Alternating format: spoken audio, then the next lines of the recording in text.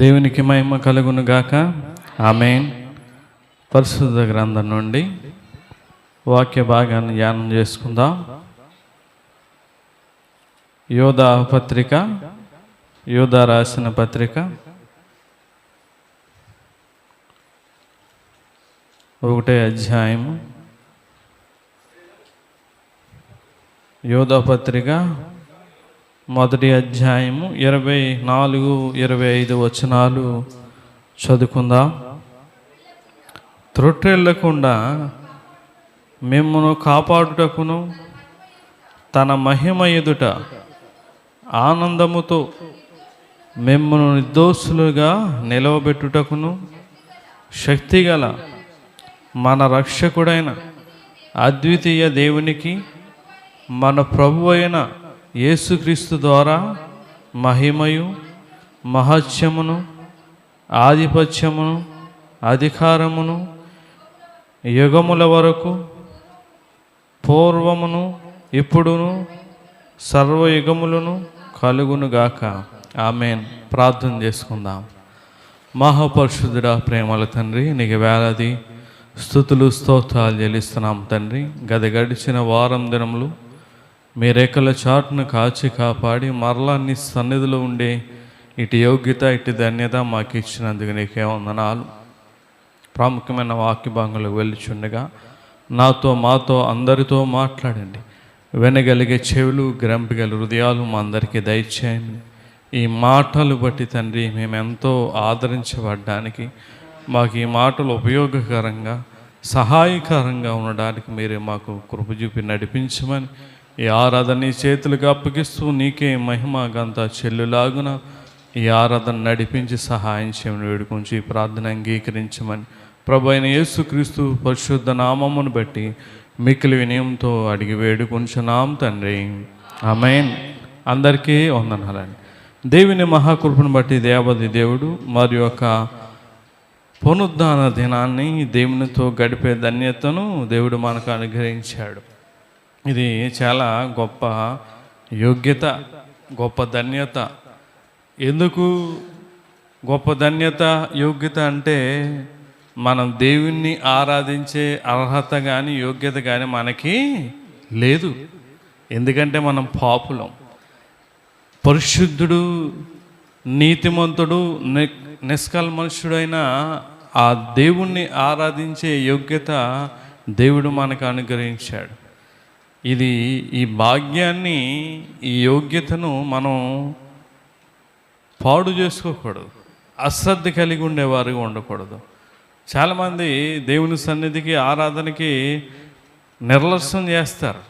రావాలనుకుంటే వస్తారు, లేకపోతే మానేస్తారు. కానీ దేవునితో గడిపే ఈ భాగ్యం ఎంత గొప్పదో వారికి అర్థం కావట్లేదు.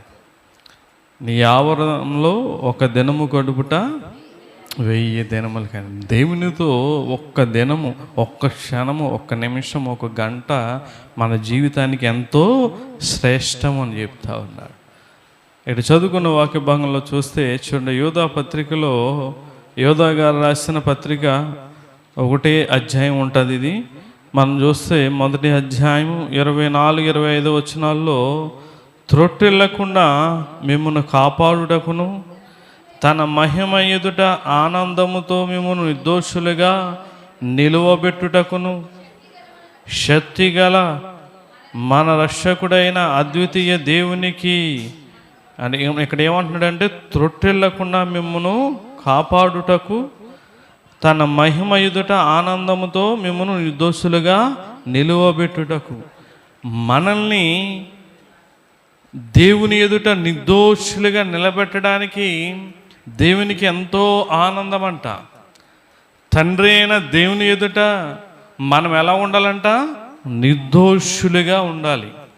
నిర్దోషులుగా నిలవబెట్టడానికి ఆయన ఇంత శ్రమ, ఇంత బాధ, ఇంత కష్టం అనుభవించాడు ఈ భూలోకానికి వచ్చి. మనందరం కూడా పాపము లేనివారుగా నిర్దోషులుగా ఉండాలని ఆయన సంతోషపడుతున్నాడు, ఆనందపడుతూ ఉన్నాడు. అందువల్ల మనల్ని త్రొట్టెళ్ళకుండా ఏం చేస్తున్నాడు? ఆయన కాపాడుతున్నాడండి. మనందరినీ కూడా త్రొట్టెళ్ళకుండా పాపంలో కానీ, చెడుతనంలో కానీ, ఈ లోకములో కానీ, అపరాధములో కానీ, మోసంలో కానీ, అన్యాయంలో కానీ, అక్రమంలో కానీ ఎందులోని నిన్ను పడిపోకుండా దేవుడు ఏం చేస్తున్నాడు? త్రొట్టెళ్ళకుండా కాపాడుతున్నాడు. ఎందుకు? దేవుని ఎదుట నిర్దోషులుగా నిలవబెట్టడానికి. ఈ రోజున మనం ఆలోచన చేయండి. దేవుని రాకడ ఈ క్షణమే ఇప్పుడే వస్తే దేవుని ఎదుట నిలబడే అర్హత మనకుందా? నిలబడే యోగ్యత నీకుందా? చెప్పగలవా? నేను నిర్దోషత్వం కలిగి ఉన్నాను, నేను నీతిమంతులుగా జీవిస్తూ ఉన్నాను, దేవుని రాకడ ఈ క్షణమే ఇప్పుడే గనుక వస్తే నేను దేవుని ఎదుట నిలవబడడానికి సిద్ధంగా ఉన్నాను అని నువ్వు చెప్పగలవా? దేవుడు ఎంత ప్రయాసపడ్డాడండి. ఆ పరలోకాన్ని విడిచి భూలోకానికి వచ్చి శ్రమలు, బాధలు, కష్టాలు, అవమానాలు, అపనిందలు ఇవన్నీ భరించి ఆయన మరణించింది దేనికంటే? ఆయన ఎదుట మనల్ని నిర్దోషులుగా నిలవబెట్టుటకు. దేవుడు మనల్ని తొట్టెళ్ళనివ్వడండి. దేవుడు మనల్ని పడిపోనివ్వడు. దేవుడు మనల్ని జారిపోనివ్వడు. జారిపోతున్నావంటే, పడిపోతున్నావంటే, తొట్టెళ్ళిపోతున్నావంటే నీలో ఏయో ఉన్నట్టే. తొట్టెళ్ళకుండా మిమ్మును కాపాడుటకు దేవుడు, కాపాడే దేవుడండి. నిన్ను పడుకునేవాడు అసలు. అలా దేవుని సన్నిధికి వస్తున్న వారు క్రైస్తవులు కానీ, దేవుని నమ్ముకుంటున్న బిడ్డలు కానీ ఎందుకు తొట్టిల్లిపోతున్నారు? ఎందుకు పడిపోతున్నారు? ఎందుకు జారిపోతున్నారు? ఎప్పుడైనా ఆలోచన చేశారా? అలా క్రైస్తవులు దేవుని దగ్గరికి వచ్చి తప్పులు చేయడం ఏంటి? పాపాలు చేయడం ఏంటి? తొట్టిల్లిపోయి చెడుతనాలు కలిగి ఉండడం ఏంటి? అపరాధాలు చేయడం ఏంటి? దోషాలు కలిగి ఉండడం ఏంటి? వ్యభిచారాలు చేయడం ఏంటి? త్రాగుళ్ళు కానీ, అన్యాయాలు కానీ, అక్రమాలు కానీ ఇవన్నీ తొట్టిల్లిపోతూ ఉన్నారు. ఎందుకు దేవుని దగ్గరికి వచ్చి తొట్టిల్లిపోతున్నారు? దేవుడు ఏమంటున్నాడు? తొట్టిల్లకుండా మిమ్మను నేను కాపాడుతానంటున్నాడు. మరి ఈనాడు క్రైస్తవులు ఎందుకు తొట్టిల్లి పడిపోతూ ఉన్నారు అని మనం ఆలోచన చేస్తే, బైబిల్లో ఎవరు మొదట తొట్టిల్లుతారంటే చూడండి, ఇర్మియా గ్రంథంలో 50వ అధ్యాయం. నీలో గర్వం అనేది ఉంటే నువ్వు తొట్టిల్లి కూలిపోతావు అని చెప్తున్నాడు ఇర్మియా గారు. చూడండి, ఇర్మియా గ్రంథం 50వ అధ్యాయం. ఇర్మియా గ్రంథం 50వ అధ్యాయం 32వ వచనం మనం చదివితే చూడండి, గర్విష్ఠుడు త్రొట్టిల్లి కూలును, అతని లేవనెత్తువాడెవడును లేకపోవును. నేను అతని పురములలో అగ్ని రాజబెట్టేదను, అది అతని చుట్టూ పట్టులన్నిటినీ కాల్చివేయును అని చెప్తా ఉన్నాడు. మొదటిగా ఎవరికి తొట్టిల్లుతారండి చెప్పండి? గర్విష్ఠులు. ఏ వ్యక్తులైతే, ఎవరు కుటుంబంలో ఎవరైతే గర్వం కలిగి ఉన్నారో, గర్విష్ఠులుగా జీవిస్తూ ఉన్నారో వారు ఏమవుతారంట? త్రొట్టిల్లి కూలిపోతారు.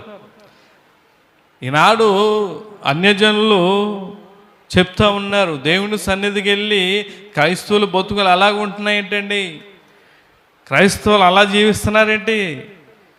తాగుతున్నారు, తిరుగుతున్నారు, విచ్చలవిడిగా జీవిస్తూ ఉన్నారు. ఈ మాత్రం దానికి ఆయన దగ్గరికి వెళ్ళడం ఎందుకు?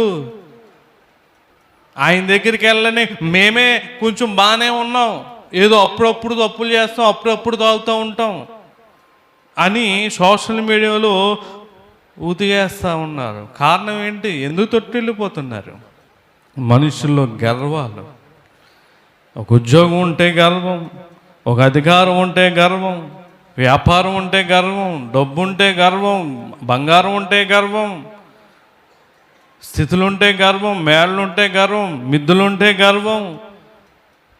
చాలామంది ఈ రోజున గర్వం కలిగి త్రొట్టిల్లుతూ ఉన్నారు. గర్విష్ఠుడు త్రొట్టిల్లి కూలు. ఎవరు కూల్చక్కర్లేదు, అతను ఎవరిని తోసేయక్కర్లేదు, అతను ఎవరు కూడా ఎవరు ఏమీ చేయవసరం లేదు. ఆడిగాడే ఏమవుతాడంట, త్రొట్టిల్లి కూలిపోతాడని చెప్తా ఉంది. గుర్తుపెట్టుకో, దేవుని సన్నిధికి వస్తున్న నీలో గర్వం ఉందా? గర్వాన్ని నువ్వు కలిగి ఉన్నావా? ఆలోచన చేసుకో. గర్వం ఉంటే నువ్వు దేవుని మాట వినవు, దేవుని వాక్యాన్ని అస్సలు లెక్క చేయు, పట్టించుకో. ఏదో నామకార్థంగా వస్తావు, ఏదో ఉంటావు, వెళ్ళిపోతావు అంతే. వాక్యాన్ని అస్సలు వినవు, అస్సలు పట్టించుకో. అది గర్వానికి సూచన. ఈనాడు బిడ్డలో తల్లిదండ్రుల మాట వినకపోవడానికి కారణం ఏంటి?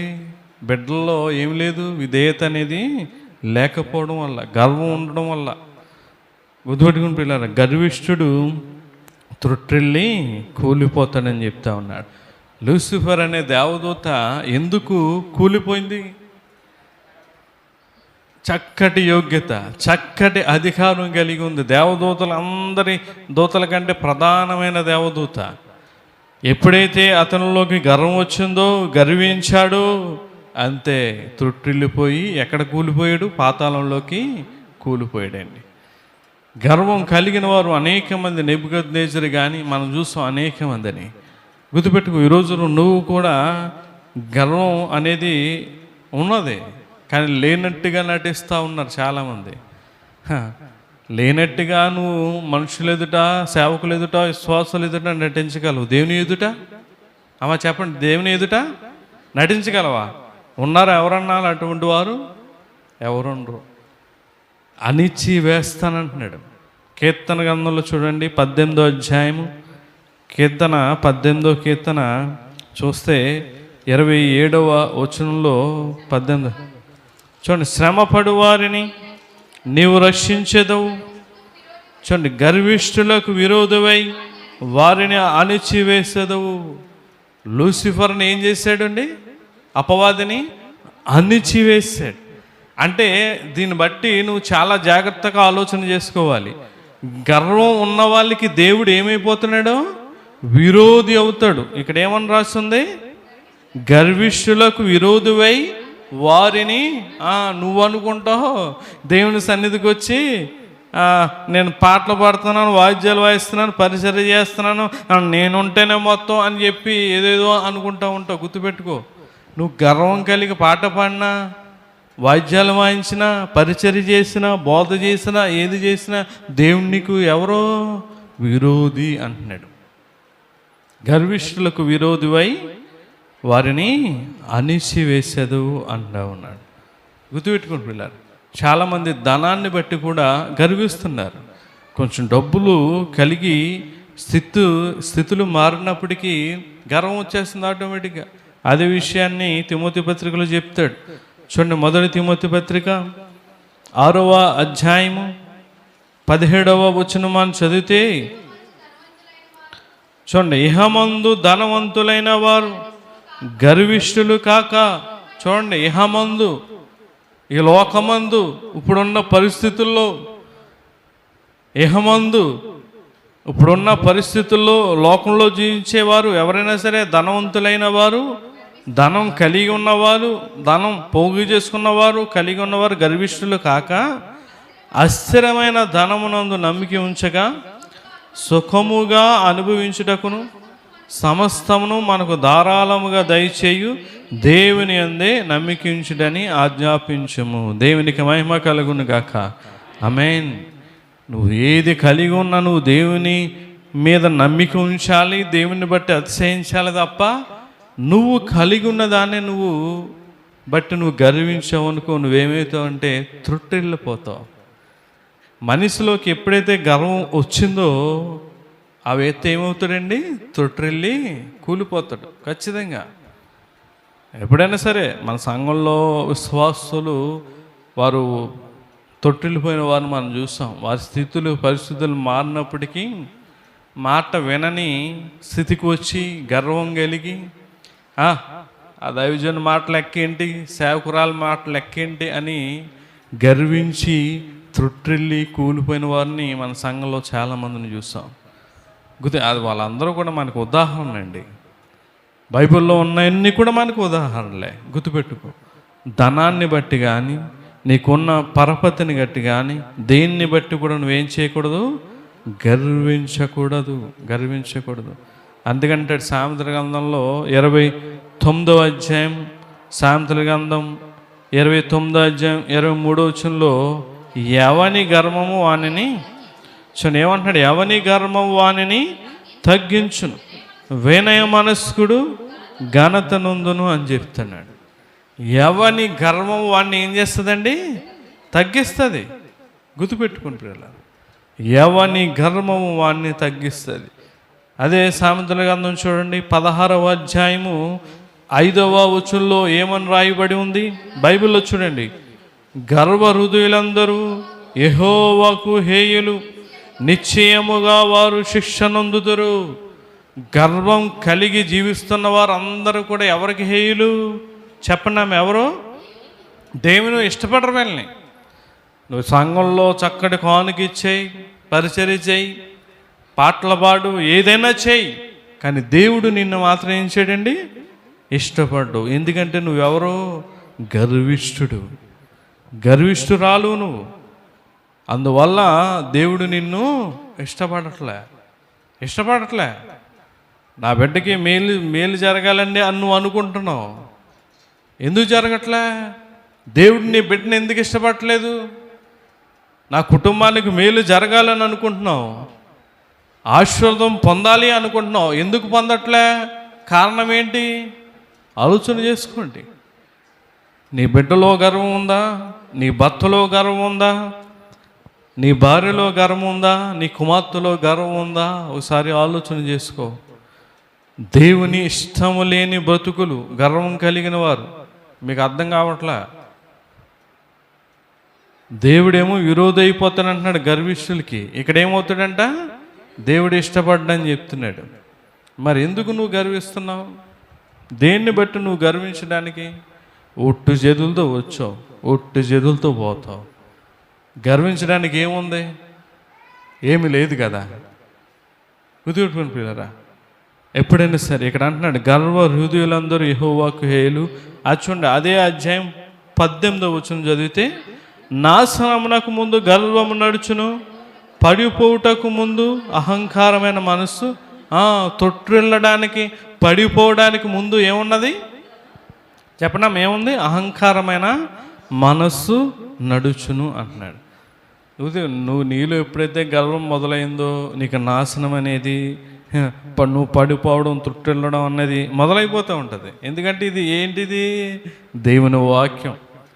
ఆకాశము భూమి గతించినా ఖచ్చితంగా నెరవేరిపోతాయి.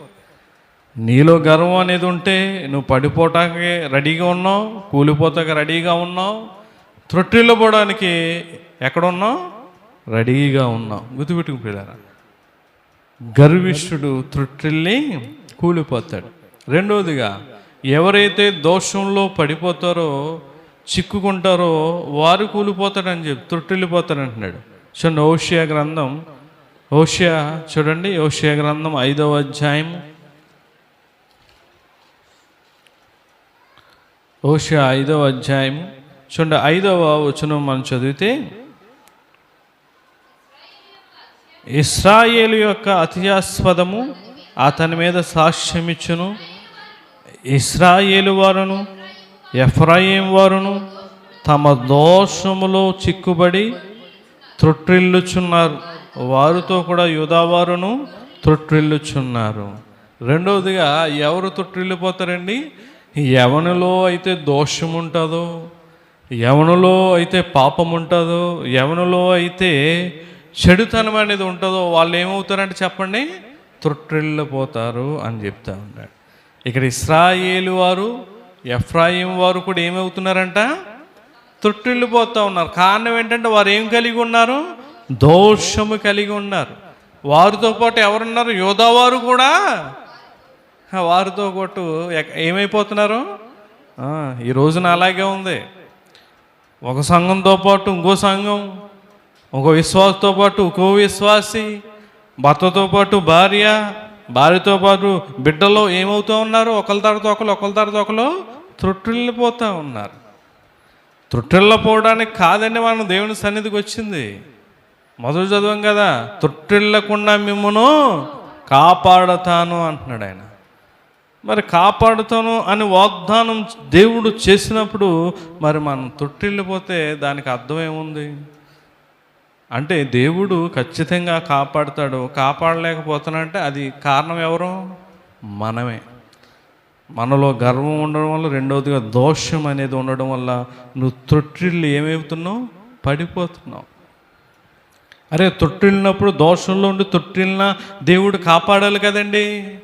మేము దేవుని సన్నిధికి వస్తున్నాం, దేవుని సన్నిధిలో ఉన్నాం, దేవునికి ఎంతో చేస్తూ ఉన్నాం, సేవ ప్రారంభం నుంచి కూడా ఉన్నాం, దేవునికి ఎంతో ఉపయోగపడ్డ ఇన్ని సంవత్సరాలు కూడా దోషం ఉంటే, పాపం అంటే, చెడుతనం అంటే తొట్టిల్లిపోతే దేవుడు పట్టుకోవచ్చు కదా.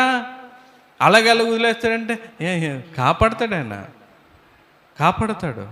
నువ్వు పడిపోతూ ఉంటే ఖచ్చితంగా ఆయన కాపాడాలనుకుంటాడు. కానీ నీ దోషం అడ్డంగా వచ్చేస్తాయి అన్నాడు కదా, నువ్వు కనబడవు కదా ఆయనకి. యెషయా గ్రంథం 59వ అధ్యాయం 1వ వచనంలో ఏమంటున్నాడు? ఆయన కాపాడాలని ఉంటుంది, ఆయన రక్షించాలనుకుంటాడు.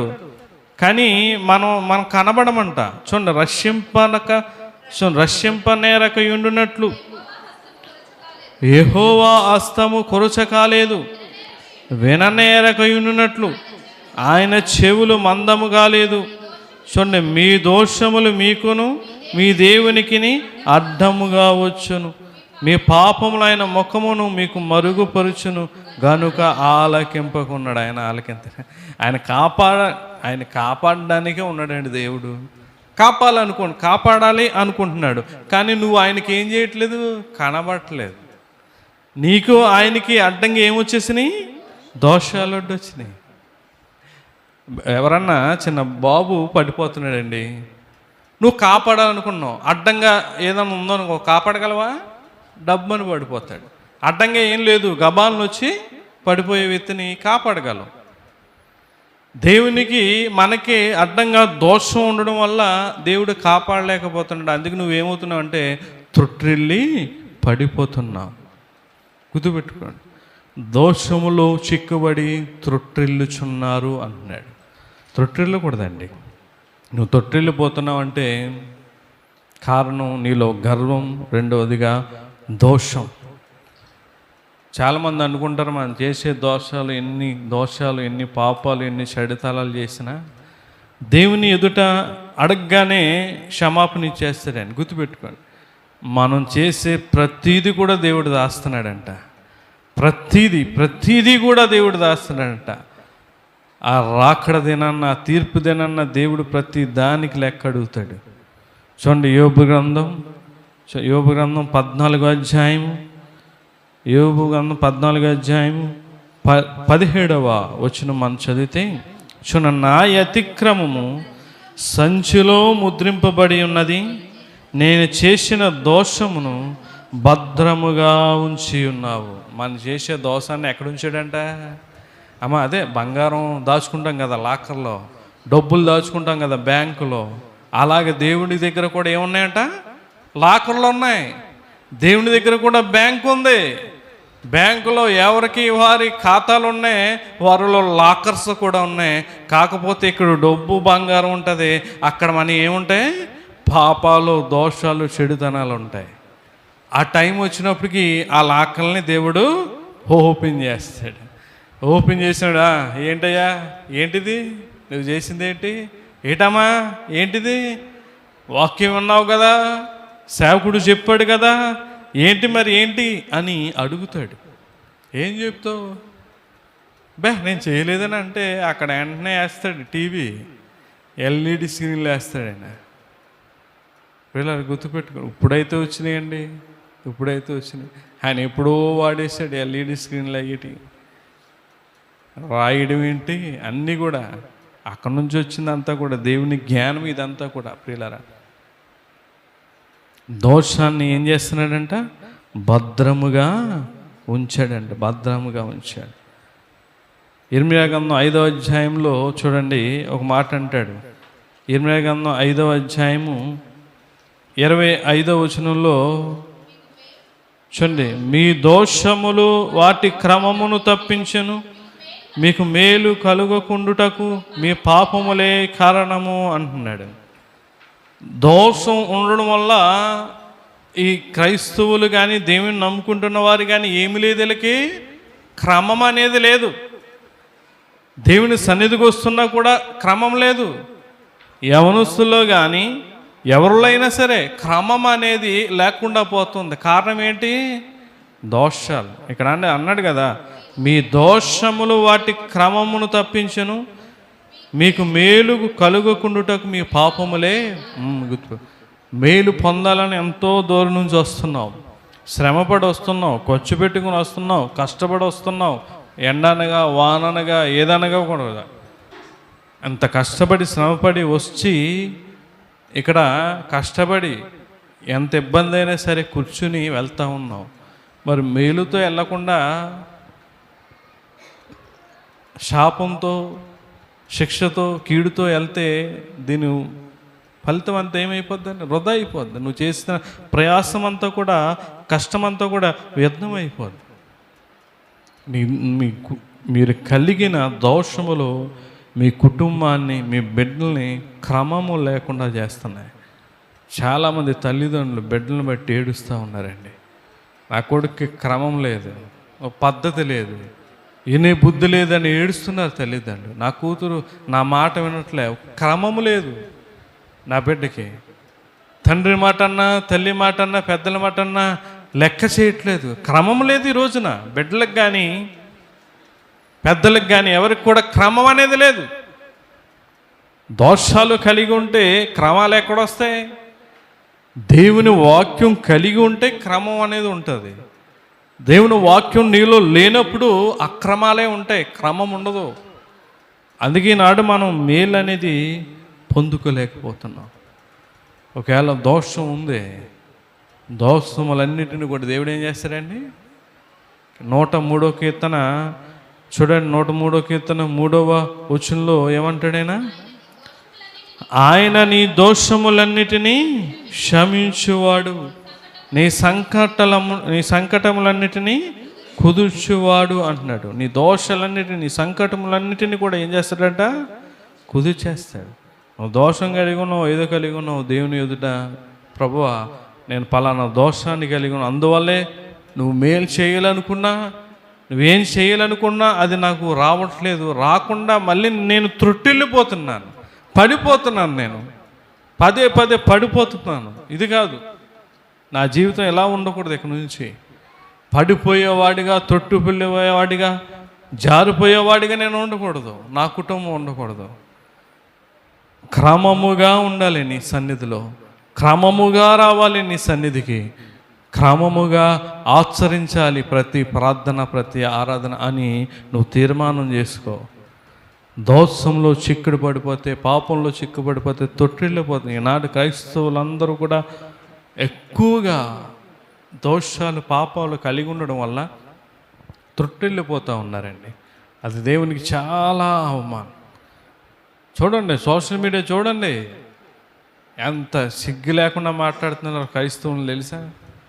దేవునికి ఎంత అవమానం, ఎంత సిగ్గు చేయటండి. తొట్టిల్లిపోవడం వల్ల నువ్వు దేవునికి అవమానం అనేది వస్తుంది. తొట్టిల్లిపోతున్నావు, లెగు మరలా. దేవుడు నిన్ను బాగు చేసి నీకు మేలు చేస్తాడు. ప్రియులారా, ఇక్కడ మన చివరిగా చూస్తే ఎవరు తొట్టిల్లారంటే, దేవుడు ఎవరిని తొట్టిల్లనివ్వంటే చూడండి, దేవుడు ఆయన భక్తులను తొట్టిల్లనివ్వడని చెప్తాడు. చూడండి, మనం చూస్తే మొదటి సమూయేలు గ్రంథం 2వ అధ్యాయము చూడండి. మొదటి సమూయేలు గ్రంథం 2వ అధ్యాయం 9వ వచనం మనం చదివితే, తన భక్తుల పాదములు తొట్టిల్లకుండా ఆయన వారిని కాపాడును, దుర్మార్గులు అంధకారమందు మాటు మనుగుదురు, బలము చేత ఎవడును జయమునందుడు అంటున్నాడు. ఇక్కడ చూడండి, తన భక్తుల పాదములు తొట్టిల్లకుండా ఆయన వారిని కాపాడును. దేవునికి మహిమ కలుగును గాక. ఆమేన్. ఎవరిని తొట్టిల్లనివాడు చెప్పండి అమ్మా? భక్తులు. ఎవరు భక్తులు చెప్పండి అమ్మా? దేవుని సన్నిధికి వచ్చేవారా ఆయన భక్తులు? మరి అలాగైతే అన్యులు కూడా వెళ్ళి వస్తున్నారుగా గుళ్ళకి. వారంలో ఎన్ని గుళ్ళు ఉంటాయి అన్ని గుళ్ళు వచ్చేస్తున్నారు. చాలామంది ఇదే అనుకుంటున్నారు, దేవుని సన్నిధికి వస్తే భక్తులు. భక్తి అంటే ఏంటి? భక్తి అంటే ఏంటండి? భక్తి అంటే దేవుడు నువ్వేది చెప్తే అది చేయడం. చూడండి, ఎవరన్నా ఆనాడు ఎప్పుడో సీరియల్స్ అని అయ్యే వచ్చి ఆనాటి టైంలో తపస్సు చేసేవారు. తపస్సు చాలా రోజులు, చాలా సంవత్సరాలు గెడ్డాలో ఎండి గోర్లు ఇరిగిపోయి తపస్సు చేసేవారు. ఎవరి కోసం చెప్పండి? ఎవరి కోసం? ఏదో మాకు తెలియదండి, మేము అప్పుడు పుట్టలేదండి సూత్రేటి. ఎవరి కోసం? దేవుని కోసం. చాలా రోజులు దేవుడు చూసి చూసి చూసి ప్రత్యక్షమయ్యేవాడు. ప్రత్యక్షమై అనేవాడు ఏమనేవాడు తెలుసా? భక్త ఏమిని చెప్పనమ్మా, ఏంటి ఏమిని కోరిక అనేవాడు. వెంటనే నా పలానా కావాలనగానే ఏం చేసేవాడు దేవుడు? అది వారికి ఇచ్చేసేవాడు. ఎందువల్ల చెప్పండి? అతడు దేవుని ఏం చేశాడు? భక్తి. మరి మన భక్తి ఏదండి భక్తి? అడిగింది దేవుడు ఇవ్వట్లే మనకి. ఏది అడుగుతుంటే అదే ఇవ్వట్లే. ఎన్ని అడిగినా ఏది ఇవ్వట్లే. ఏదో సర్ది పెట్టుకుని భక్తి చేసేస్తున్నాం అంతే. భక్తి అంటే దేవుడు ఏది చెప్తే అది చెయ్యాలి. ఆ తపస్సు చేసేవాడు ఏమి తినడో, ఏమి తాగడో, ఎక్కడికి వెళ్ళడో, ఇంటికి పిల్లల్ని చూస్తాం కానీ ఇంకేం ఉండదండి. ఆ రీతిగా తపస్సు చేసి దేవుని అనుగ్రహం పొందాలి అని అనుకుంటారు. నీవు వారంలో జరిగే 3 ప్రార్థనలకు రాలేవు, వారంలో జరిగే ఒక ఆరాధనకు రాలేవు, ఉపవాస ప్రార్థనకు రాలేవు, బుధవారం, గురువారం, శుక్రవారం జరిగే ప్రార్థనకు రాలేవు. ఏం బతినేది? బత్తది బత్తండి. బత్తి అంటే ఏదో ఆదివారం వచ్చి వెళ్ళిపోతే ఇదే బత్తి అనుకుంటున్నారు ఈ రోజున. మరి ఇది బత్తి అయితే దేవుడు ఎందుకు తొట్టిల్లిపోతున్నావు? దేవుడు ఎందుకు కాపాడలే? భక్తి అంటే ప్రతి ప్రార్థన, ప్రతి ఆరాధన, ఏ కూడిక దేవునికి సంబంధించింది ఏది నువ్వు మిస్ అవ్వకూడదు. ఏది చెప్పితే నీకు ప్రాణం పోవాలనుకుంటున్నా సరే నువ్వు భక్తి వదలకూడదు. అది ఎండ వస్తే మానేస్తావు, వర్షం వస్తే మానేస్తావు, నడుము నొప్పి వస్తే, కాలు నొప్పి వస్తే మానేస్తావు, ఒళ్ళు సహకరించలేకపోతే మానేస్తావు, టిఫిన్ చేయకపోతే ఆలస్యం అయితే మానేస్తావు, తిండి వండుకుపోతే, వంట వండుకుపోతే మానేస్తావు. ఏ భక్తి? దానియేలుని సింహాల గుహలో పాడేశారు. పాడేసే ముందు కానీ పాడేసేటప్పుడు కానీ అతని భక్తిలో తొట్టెళ్ళలేదండి. అతని భక్తి అతను ఏం చేసింది? అది అంటాడు కదా, రాజు అంటాడు కదా, నువ్వు దేవుని యందు భక్తి కలిగి ఉన్నందున నీకు ఏ హాని కలగలేదంటాడు ఆయన. అదే అండి, ప్రాణం పోయే పరిస్థితి వచ్చినా సరే దేవుని కొరకు నువ్వు నిలబడాలి, దేవుని కొరకు కష్టపడాలి. నీ ప్రాణం దేవుని కొరకు కష్టపడుతూ పోవాలి. అదే దానియేలు పరిస్థితుల్లో ఈ రోజున ఉంటే ఎందుకు వచ్చింది?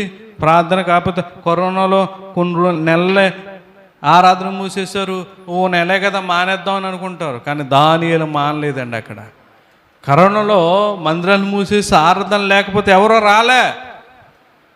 కేసు అవుద్దేమో, పోలీసులు తీసుకెళ్ళిపోతారేమో భయపడ్డారు. కానీ అక్కడ దానియేలు మాత్రం ఏ కరోనా వచ్చినా ఏది ఎట్టినా సరే 30 దినములు దేవునికి ప్రార్థన, ముమ్మారు ప్రార్థన చేస్తూనే ఉన్నాడండి. దేవునికి మహిమ కలుగును గాక.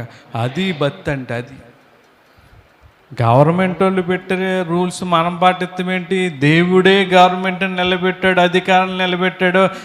మనం వెళ్ళి ఆరాధన చేసుకుందామని చెప్పి ఒక్క క్రైస్తవుడు కూడా దేవుని సన్నిధికి రాలేదు. తలుపులు తీయండి అయ్యగారు ఆరాధన చేసుకుందాం అని కూడా అనలే. భక్తి అండి అది. భక్త దానియేలు చేసింది భక్త, మనం చేసింది భక్త. పేరు గుర్తుపెట్టుకోండి.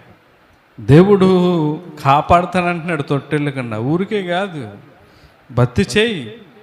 ఏమంటాడు? 2 తిమోతి 3వ అధ్యాయం 5వ వచనంలో, పైకి భక్తి గలవారు వలె ఉండి దాని శక్తిని ఆశ్రయించని వారని.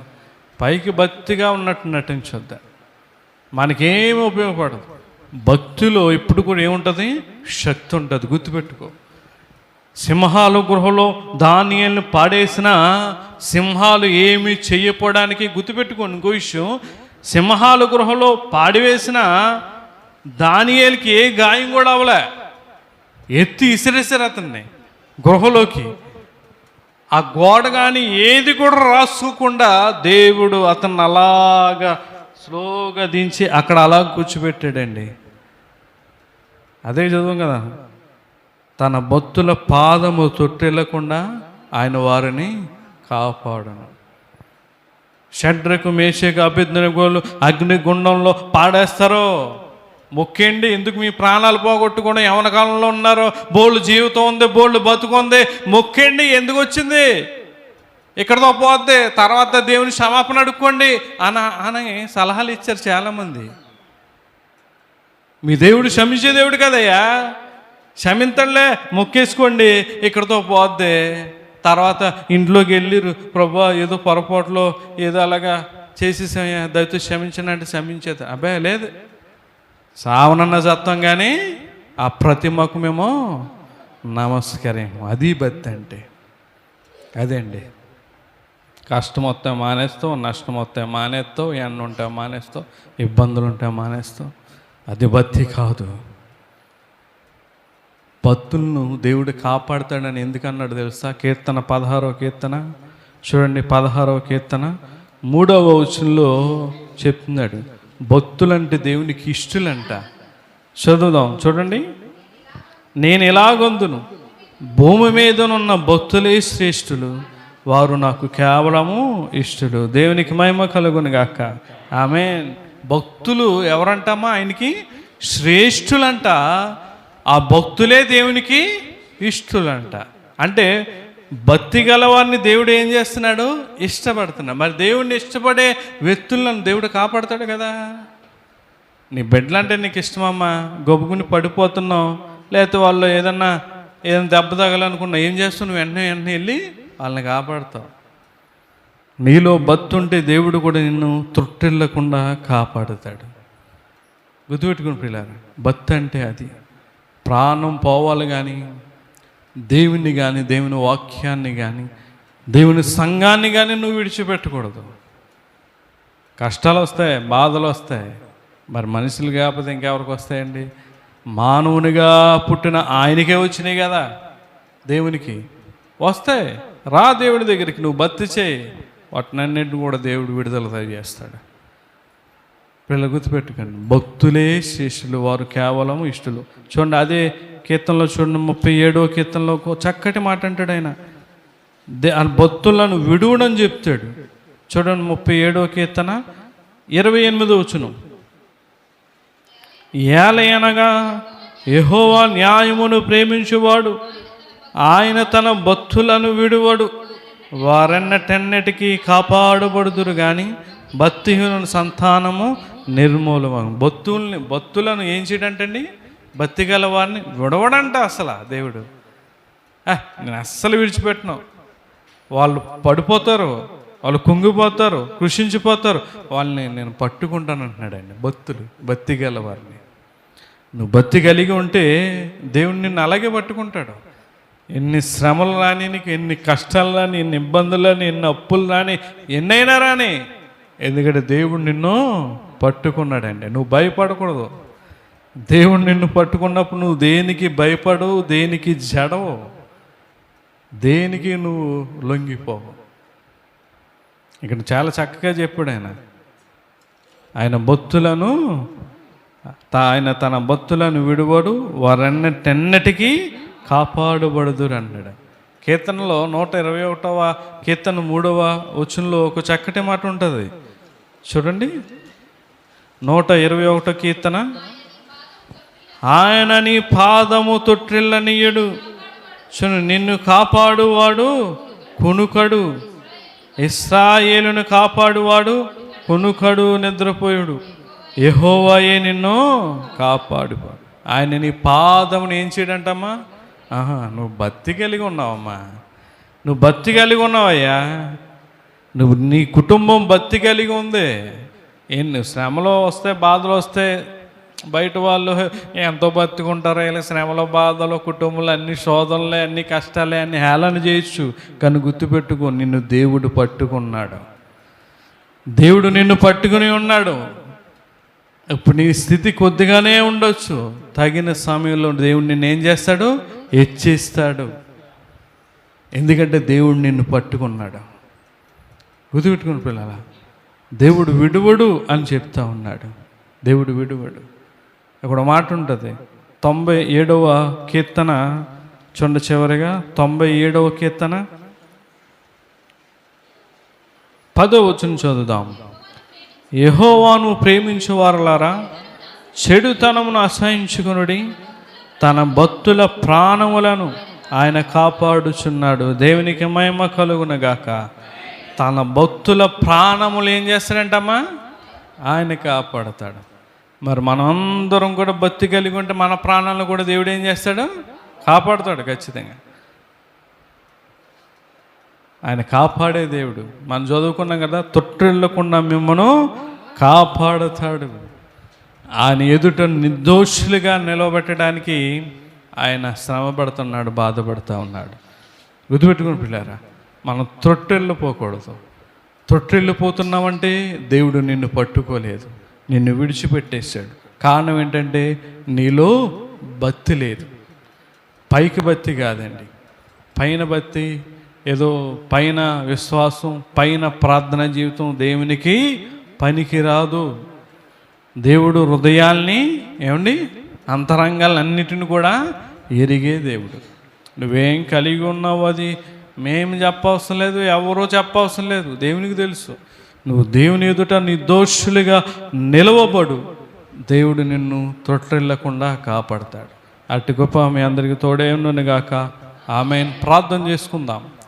విన్న వర్తమానాన్ని బట్టి ప్రియులు ఒక్క నిమిషం దేవుని అడుగు. దేనిలోనూ తొట్టిల్లిపోయావో ఒకసారి ఆలోచన చేసుకో. దేవుడేమో తొట్టిల్లకుండా మిమ్మల్ని కాపాడుతానని చెప్తా ఉన్నాడు. ఈరోజు నువ్వు ఎందుకు తొట్టిల్లిపోతున్నావు? గర్వంలో తొట్టిల్లిపోతున్నావు, నువ్వు కలిగిన ధనాన్ని బట్టి తొట్టిల్లిపోతున్నావు, అధికారాన్ని బట్టి తొట్టిల్లిపోతున్నావు, పాపంలో తొట్టిల్లిపోతున్నావు, దోషంలో తొట్టిల్లిపోతున్నావు, అన్యాయంలో, అక్రమంలో, మోసంలో, రకరకాల వాటిల్లో నువ్వు తొట్టిల్లిపోతూ ఉన్నావు. తొట్టిల్లిపోవడానికా నువ్వు దేవుని సన్నిధికి వచ్చేది? తొట్టిల్లిపోవడానికా నువ్వు దేవుని దగ్గరకు వచ్చేది? పడిపోవడానికి, జారిపోవడానికి కాదండి. మనం దేవుని దగ్గరికి వచ్చి పడిపోయిన మనల్ని లేవనెత్తడానికి, ఆయన చేయి పట్టుకుని లేవడానికి, లేపబడడానికి మనం దేవుని దగ్గరికి వచ్చాం. పడిపోవడానికి కాదు, తొట్టిల్లిపోవడానికి కాదు. గుర్తుపెట్టుకొని, చాలామంది గర్వం కలిగి తొట్టిల్లిపోతున్నారు. దేవుని వాక్యాన్ని, దేవుని మాటలను లెక్క చేయట్లేదు. రెండోదిగా దోషాన్ని బట్టి తొట్టిల్లిపోతున్నారు, పాపాన్ని బట్టి, చెడుతనాన్ని బట్టి. నీలో ఉంటే ఖచ్చితంగా నువ్వు తొట్టిల్లిపోతావు. నువ్వు ఎప్పుడు తొట్టిల్లవంటే నువ్వు భక్తి, దేవుని యందు నీకు భక్తి ఉన్నప్పుడు నువ్వు దేవునికి ఇష్టడుగా ఉంటావు, నువ్వు శ్రేష్ఠుడిగా ఉంటావు. దేవుడు నిన్ను విడువుడని చెప్పాడు. భక్తులను విడువుడు, వారు ఎన్నటికీ కాపాడబడుదురు అని చెప్తున్నాడు. నువ్వు నిజంగా భక్తి చేయి. దానియేలు, షడ్రకు, మేషకు, అబేద్నెగోలు ఇటువంటి భక్తి చేశారండి వీరు. అటువంటి భక్తి చేయాలి మనం.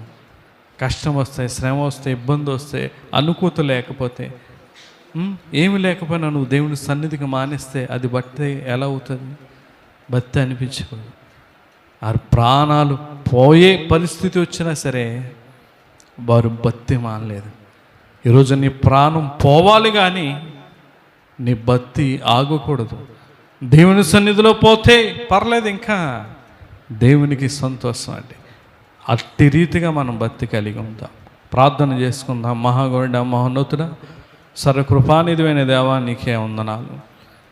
ఈ ఉదయకాలం ముందు తొట్టెల నీయడు, తొట్టెల నీచే దేవుడు కాదని మాతో మాట్లాడారయ్యా. ఒకవేళ మేము తొట్టిల్లిపోతుంటే మాలో ఏమున్నాయో లేఖనాల ద్వారా మాతో మాట్లాడారు. ఎవరు తొట్టిల్లనియవు, ఎవరు తొట్టిల్లరో కూడా మీరు లేఖనాల ద్వారా చెప్పారు.